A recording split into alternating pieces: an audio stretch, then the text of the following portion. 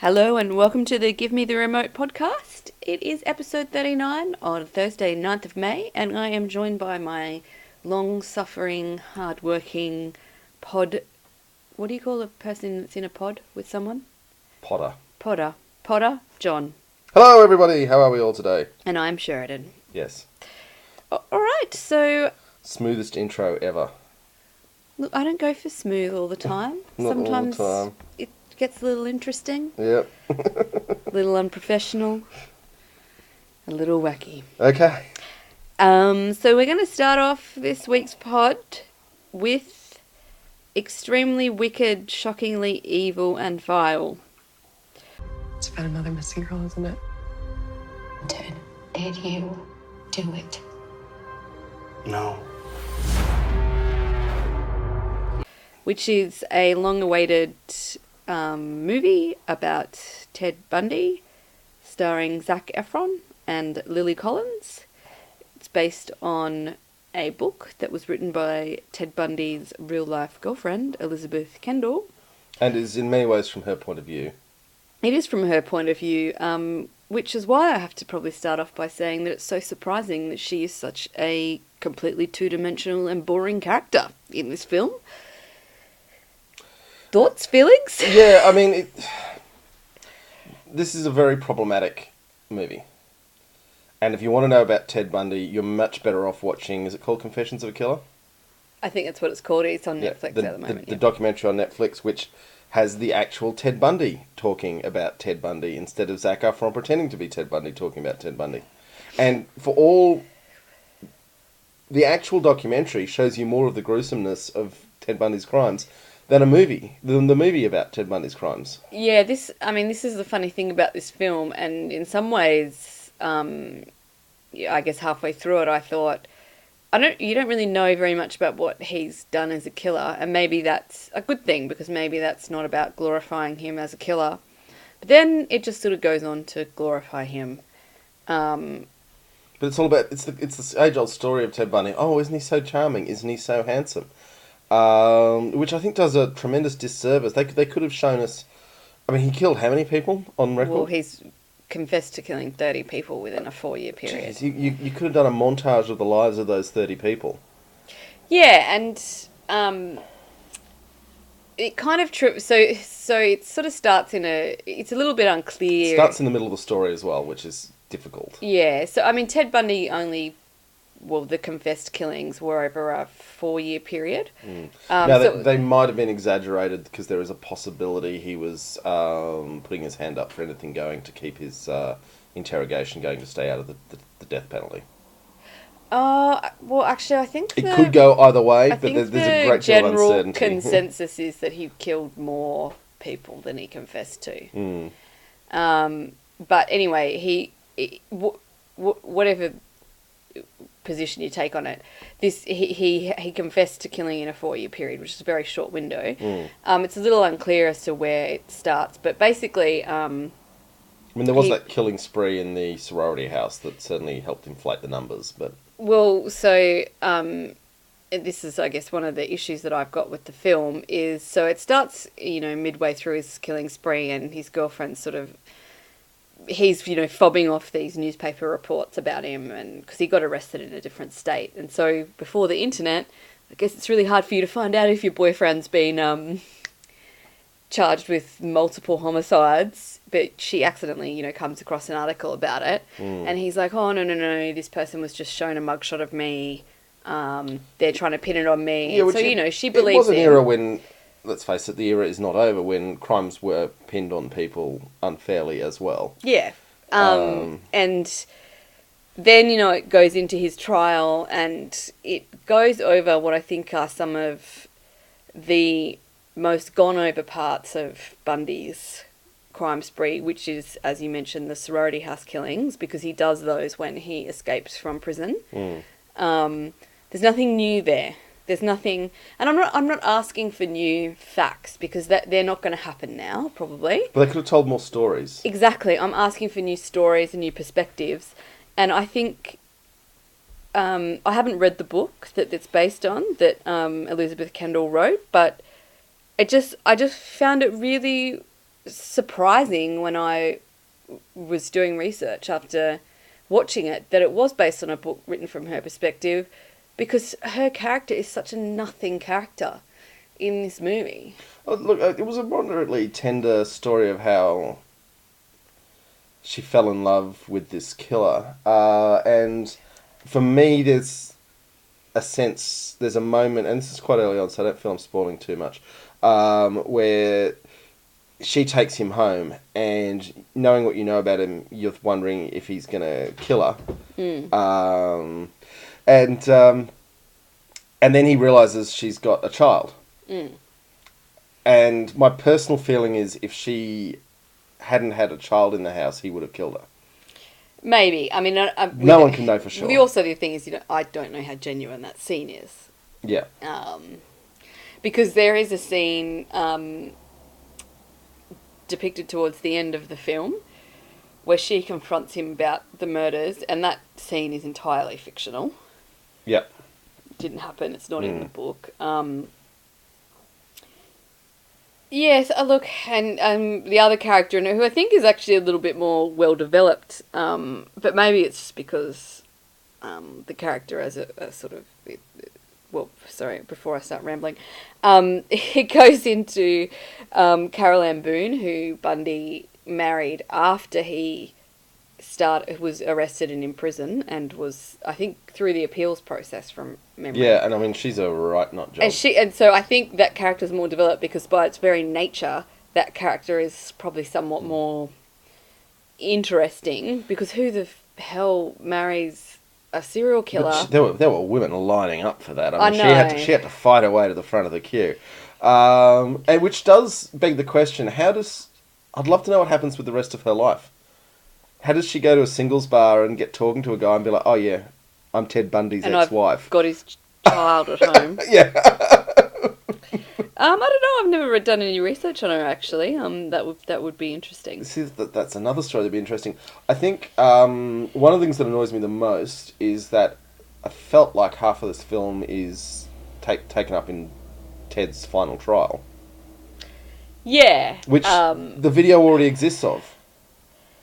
You know, I don't need Zac Efron and John Malkovich to recreate scene by scene like it's Bohemian Rhapsody. I know. So, I mean, John Malkovich plays the judge, Edward Coward, I think his name is. And, I mean, this trial was certainly significant because it was, I think, the first murder trial that was televised in the US. I might be wrong about that. It was certainly a very early trial, and certainly the first of a serial killer. Might have been the first murder trial as well, but yeah.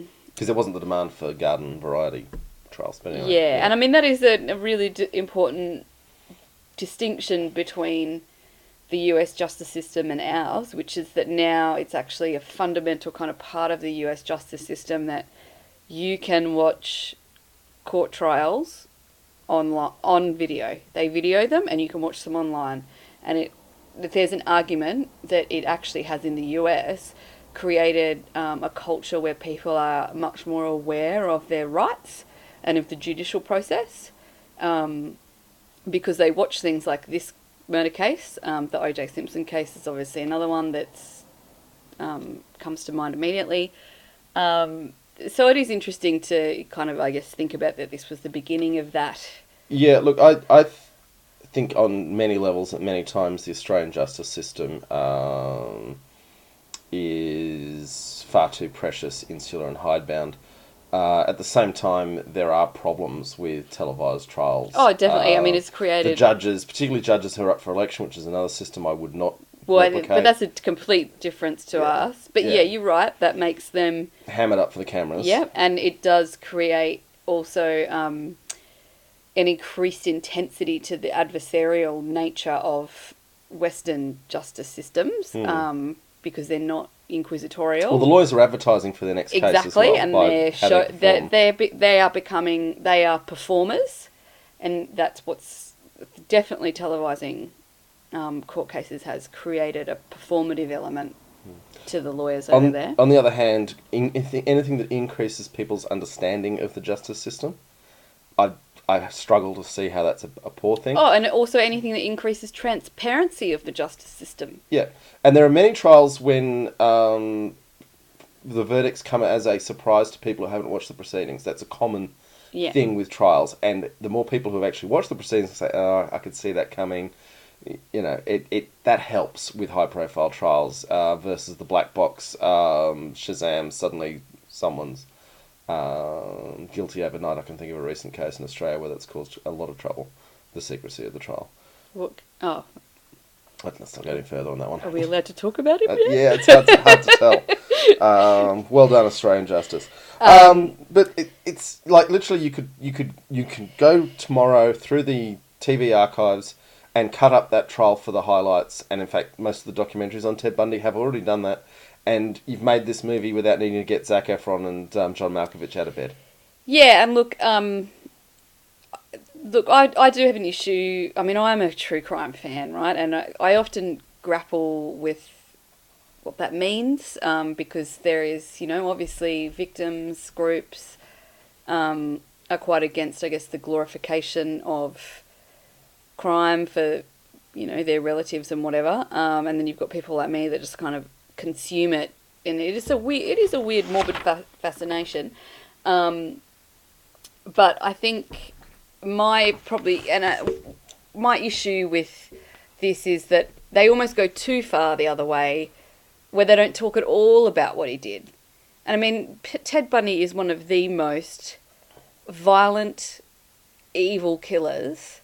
Gruesome, absolutely gruesome. Completely sociopathic. And in this, it's, he's charming Ted, he did something bad. I hope he gets away from the police. Yeah, and there was, they do mention it a few times, but I just don't think it really gets hammered home. And I think they're continuing to glorify this myth of Ted Bundy as being this sort of charming guy. And he's not a charming guy, he's a prolific, violent killer. Well, there's a duality to him. He's undeniably charming and moderately handsome, very handsome by serial killer standards. Oh, he's very handsome by serial killer standards. And then the duality is the horrible things that he did. And I think in this, and I admit it's going to be tough not to make it voyeuristic and not to make it the Texas Chainsaw Massacre. But hey, this thing actually happened, so maybe there's something to be said for showing just how awful it was. I just have a little bit of a problem with Zac Efron, who, you told us last week that you think he's too attractive. He's too good looking to, you almost can't be attracted to him because he's too good looking. He wasn't Baywatch good looking in this. No, he wasn't. They dialed it down. He was still a lot better looking than Ted Bundy, though. Yeah. Ted Bundy, it's hard to... I mean, Ted Bundy objectively is a handsome person, so... But you don't see him do any of the violent crime, and I think that's problematic. I don't want to see it. I think it's a disservice, a terrible disservice to tens, nearly 30 people who died horribly. Yeah, and horribly. Their families. Having said that, probably the only redeeming feature about this film is Zac Efron's performance. John Malkovich is pretty cool. I agree. But... John Malkovich, he's a minor character, but he's having a lot of fun playing the judge. It was probably an easy gig for him. He kind of phoned it in. I don't know. Well, he just put on the robes and sat behind the bench and said, "Howdy, partner." Yeah. Anyway, so what are you going to give this? I'm going to give it 0 stars. 0? Yeah. Wow. The more I talk about it, the crosser I get. I'm giving it 2 stars, and I thought that was bad. Yeah, it literally brings nothing to the table that watching the documentary doesn't, and you're getting it firsthand. And I have no huge problem with Zac Efron's portrayal of Ted Bundy, but we have Ted Bundy. We've got the video of him. He's not revealing the character to us. We've already seen the character. God, maybe I'm going to change it to 1 star. And I really do feel that the disservice to the victims just makes me so cross. That's why I'm going down to 0 stars. And look, Isn't 0 stars the reserve for a movie that's basically unwatchable? And this wasn't. Hey, I can give whatever stars I want. But I know I'm just trying to play devil's advocate on you. I'm just so cross about the treatment of the victims in this. Yeah. Yeah. I'm reading a book right now called 10 Roads to Campbell's Farm, which is about a plane crash, and telling the 10 different stories of everyone who was in the plane crash. And I think you could do a Ted Bundy story like that would actually be really interesting and do some service to those who lost their lives. As opposed to this, which adds nothing that isn't in the documentaries. If the documentaries didn't exist, then hooray, this is Ted Bundy with some glossing There's over. a whole bunch of films and things on Ted Yeah. Bundy. Like, he's one of the most picked over serial killers. Anyway. Probably only second, well, actually, I don't even know if he is second to John Wayne Gacy. Dharma, Son of Sam, but yeah, I mean... Son of Sam is a little bit more elusive. Dharma, though, definitely is up there. Yeah. But I mean, the body count and the gruesomeness, and then the charm, and then the televised trial. I get why Ted Bundy's a big deal. I just I'm zero star. Speedo has become flavour of the month in the last little while. It's like once something gets greenlit, everyone wants to do something. Anyway, yeah. If you've never heard anything about Ted Bundy, then this isn't a bad place to start. But yuck. 2 stars from you. Yeah, I'll stick with my original. Cool. So, what's next? Well, let's go for something much more lighthearted, and that is Miracle Workers. I am transferring you to the Department of Answered Prayers. I'm Eliza. I'm Craig. Welcome to Answered Prayers. You have arrived just in time. Yep, which is on Amazon Prime. Yes, 7 episodes. Reasonable length. Yeah, they're reasonable length, starring Steve Buscemi as God, and Daniel Radcliffe as a lowly worker. So actually, we'll probably need to explain the premise. Kind of like of an this. angel, but yeah. So the premise of this is that it's set in heaven. Yeah. And apparently when you go to heaven, you just have to work a lot. And what seems to be quite menial tasks. Well, hang on. They didn't touch on the afterlife in this at all. Everyone up there was just a celestial being, as far as I could tell. True. So you're right. They might not be dead people. They're angels, I guess. Yeah. Anyway, it seems pretty crap to be an angel because you've just got to work and toil away. Oh, they seemed to have some fun. There were some good parties. There were. So anyway, and a lot of them were goofing off and not working very hard either. True. God's up there and he basically decides he's a bit sick of Earth. It's just not really, he's not feeling it anymore. Which is, a commonly held view. Yeah, it's just, it was meant to be his great project, and he's like, he's sort of like God I was going to say midlife crisis, but he's kind of at the end of his working life, and he just wants to sort of have a little hobby on the side or something, and he's sick of Earth. So he decides to destroy it, and through a complicated turn of events, he enters into a bet with 2 of the angels that says, unless you can perform these miracles in a certain period of time... The miracle is just a couple has to fall in love. Yeah, it's a couple has to fall in love. So you can get the miracle of this couple falling in love. If you can't do that and you can't achieve it, I'll destroy Earth and move on to my next project. And so Daniel Radcliffe, who is a miracle worker, so he is a worker who performs miracles. He gets together with Eliza, who's played by Geraldine Indira Visnarathan. Well done. You really worked on that, didn't you? You were practicing that in front of the mirror for hours. I didn't, and then I kind of just said my own handwriting. Who's actually an Australian actress. Is she? Good for her. She was born in Newcastle, apparently. Oh well.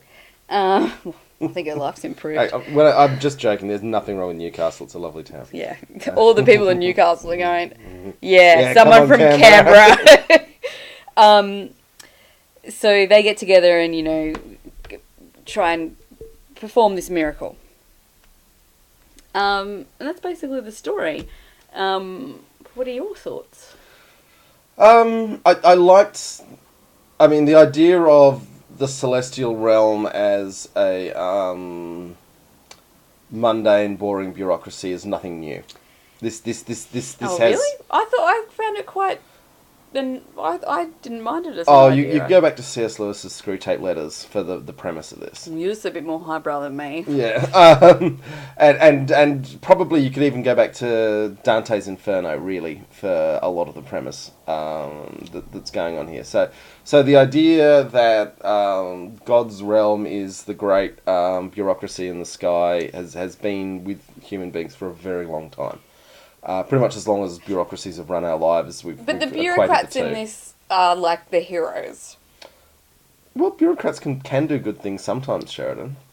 I Mate, mean, I know not in your life. I've but, you been know. a bureaucrat pretty much my whole life, Yes, adult life. and little to show for it. And I have to feel that the vibe out there in the community is that we're not really heroes. That's the vibe I'm getting.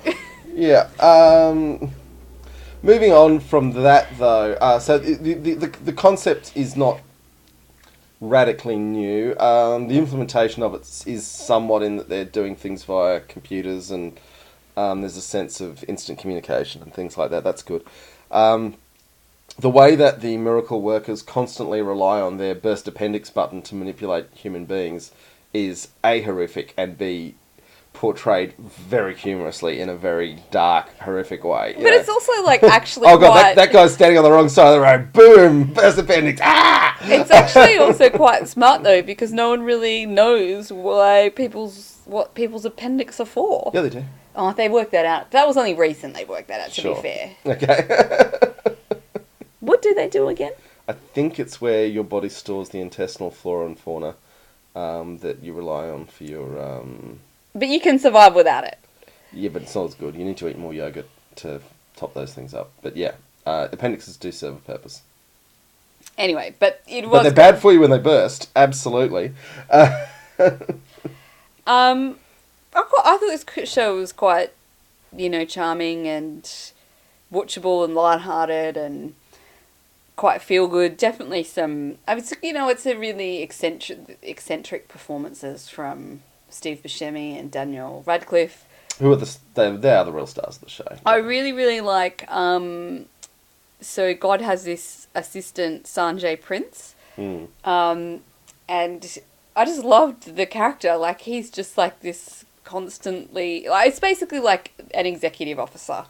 And all of he his... starts off as a bit of a rat, and then he does come to the party to try. Well, you just feel sorry for save him the though, day. because like God is so ridiculously demanding of him, and he has to put up with all these ridiculous requests, and you're just like, oh my God, I relate to that so much. God, I have been a bureaucrat too long. And I thought the character of Eliza by Geraldine, last name that I won't attempt to pronounce again, was great too. Like, they're really charismatic, complete performances. Yeah, look, this was not a movie that not a movie, it's a show, it's a series. It was not a show that I was ever rushing home to catch the next episode. No, and that's, I guess, where it falls down is... But it's very much a show that when we're a little bored thinking, what are we going to do now? Miracle Workers? Yeah. Yeah, but it's like it's non-offensive, which is probably the most mundane compliment you can give a show, but... Middle of the road, entertaining. Yeah, it's heartwarming, Mm. not life-changing. You won't watch it There are again. moments when it's genuinely hilarious. Yeah, I wouldn't care if they didn't make another season. I hope they don't, frankly. Yeah, I thought it was a one-season trick. Mm. Yeah. What are you going to give it? 3.5 stars. I'm going to give it 3 stars. A solid 3, though. Like a not a 3, like it's not, this has faults. A 3 of like, this is just a nice 3. But if you got Amazon Prime and you're thinking to yourself, I wonder what I'm going to watch next, chuck this on. You'll do well. Okay, what's next? Brexit, the uncivil war. Which is a really, really rubbish title for Yeah, what it is isn't a really good movie. How to change the course of history. You have to hack the political system. Hack it. I'm talking about altering the matrix of politics. Social media platforms are designed to find like-minded people. Our software will locate and target people that no campaign has ever targeted before. People who don't and have never voted.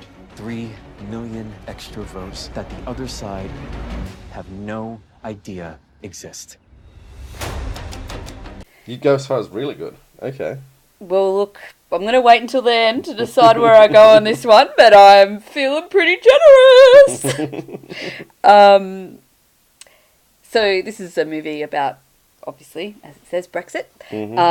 It's basically a movie that follows Dominic Cummings, who is the campaign director of the Leave movement, and he's played by Benedict Cumberbatch, who is almost unrecognisable. Never found Benedict Cumberbatch hot, but when you see Benedict Cumberbatch playing Dominic Cummings, you realise that Benedict Cumberbatch is actually quite good looking. When he's not playing Dominic Yeah, Cummings. so he Dominic gets Cummings this- is very unattractive. He gets this real, he's got the bald, what do you call that when you're bald on the top? Bald. Yeah, Male pattern baldness.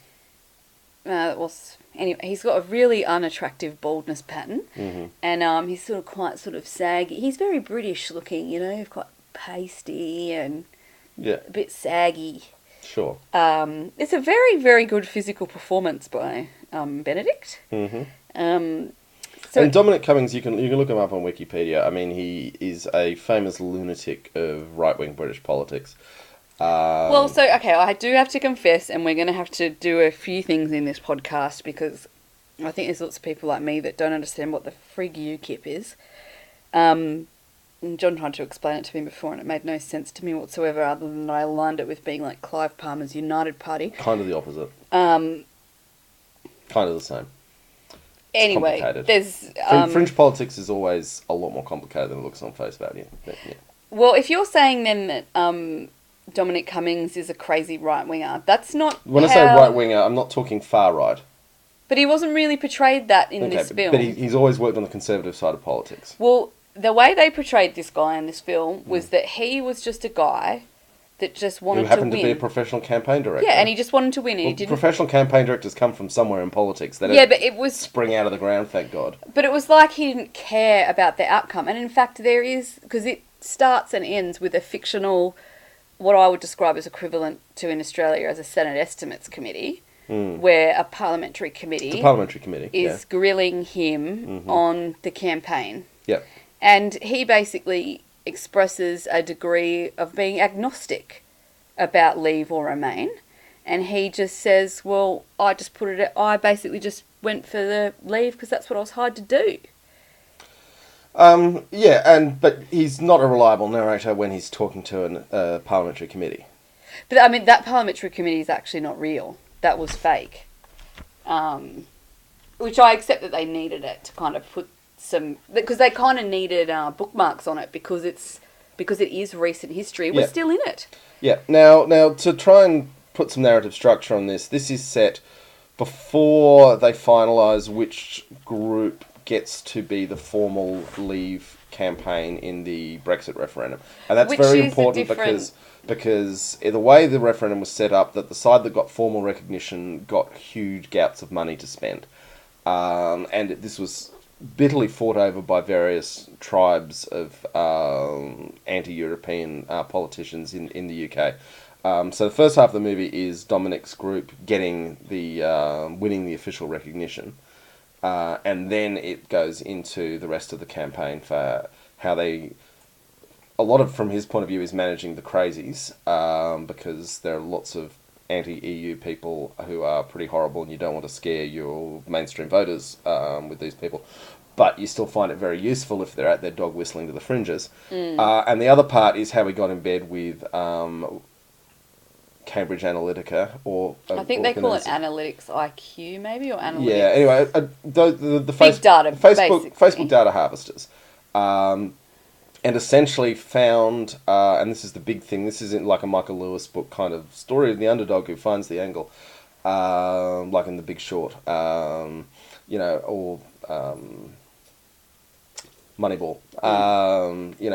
They find the angle that there's these, I think, 3 million voters who are totally disenchanted and cut off from UK politics, who they were able to get their message to, and these people who are pretty much in an underclass were like, oh, you want our verdict on how we think society's going? Verdict's thumbs down. And that in large part drove the successful Leave vote for Brexit. And I think this movie does a good job of illustrating those people's hopes and dreams, or their lack of hopes and dreams. I mean, I think it does a good job at showing the impact of social media on our democratic system, which to me has never been successfully shown in a feature film before. Yep. Because, you know what, it's pretty boring and pretty dry to talk about how you use data analytics to convince voters. And I think this actually does it pretty well.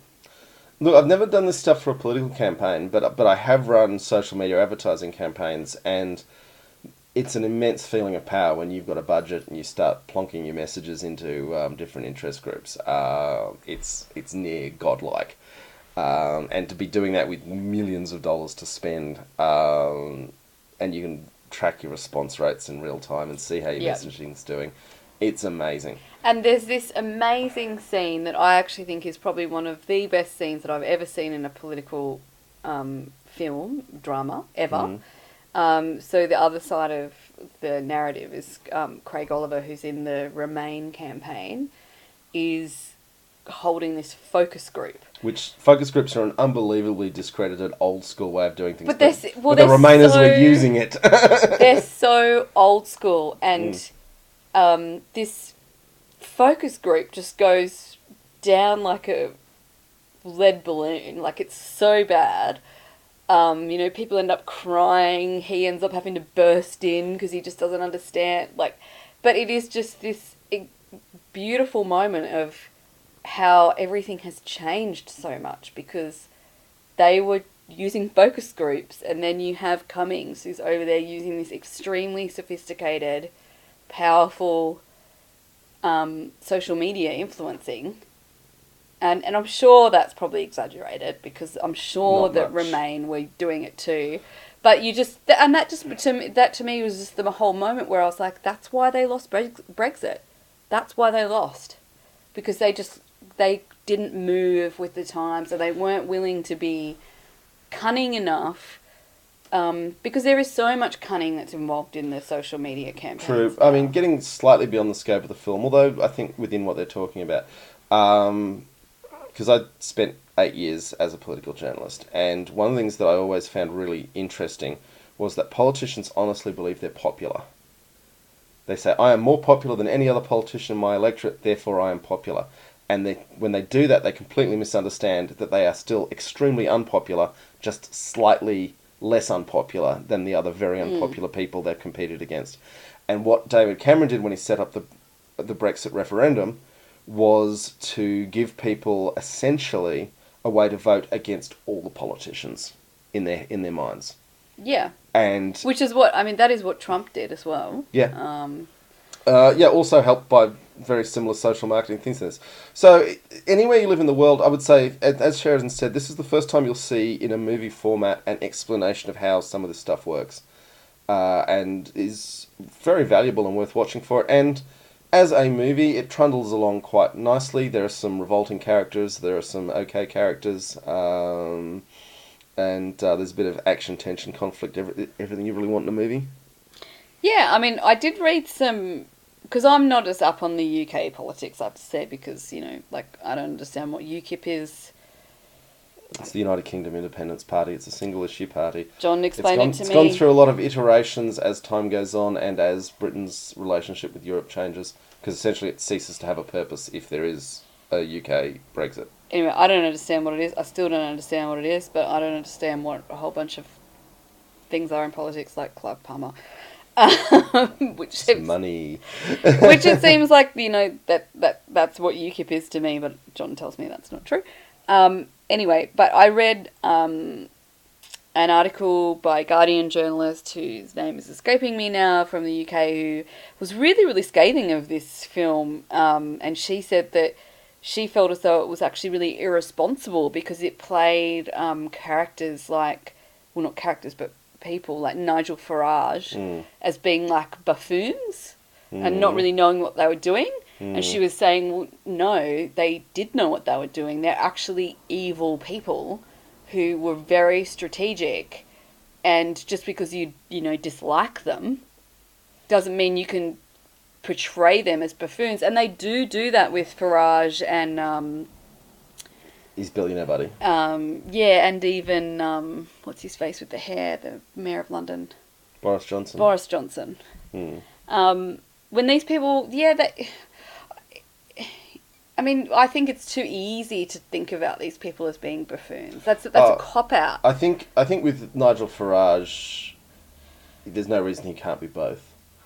Well, that's true, I know. So in some levels he is a buffoonish caricature, in some levels he's merely a useful tool for other people. There's a lot to suggest that a big driver of Brexit is British corporate interests who don't want European tax evasion and anti-organised crime laws applying to them. Which, is like an assertion that's occurring all over the world now, and we're seeing it in Australia with coal money paying for a lot of stuff. Clive Palmer, mention him again. Yeah. Obviously not just coal, but heavy resource industry, really, really super rich, influencing our politics. Yeah. And so maybe that side didn't come out as much as what it potentially could have. But anyway, I actually really liked it as a political drama myself, but because I don't know a lot about British politics, I felt as though, having read that Guardian article that heavily criticised the portrayal, I maybe feel like I should have ventilated that, and that's why I said that. I think if you're a committed Remainer and you're absolutely appalled at what Brexit is doing to the UK, and even if you were pro-Brexit, at this point it's very easy to be absolutely appalled at what Brexit's doing to the UK, then any sympathetic treatment of the Brexit side is going to make you furious. And I think that could be some of the reaction to this. I don't even, was it, well this is why I'm saying I don't know enough about British politics, but I didn't really feel as though it was sympathetic.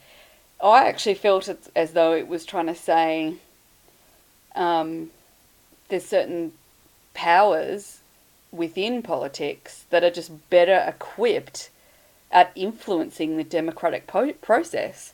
And in this instance, it was the Leave side. Yeah, look, I think Dominic Cummings is portrayed possibly a little too heroically in this.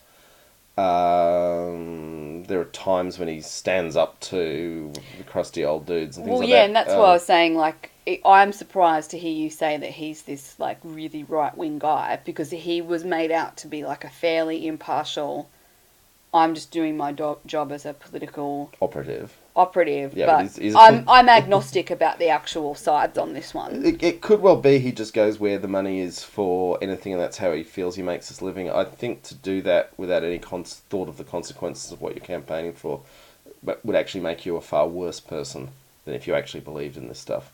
But anyway, I think that's enough from us on this. What are you going to give it?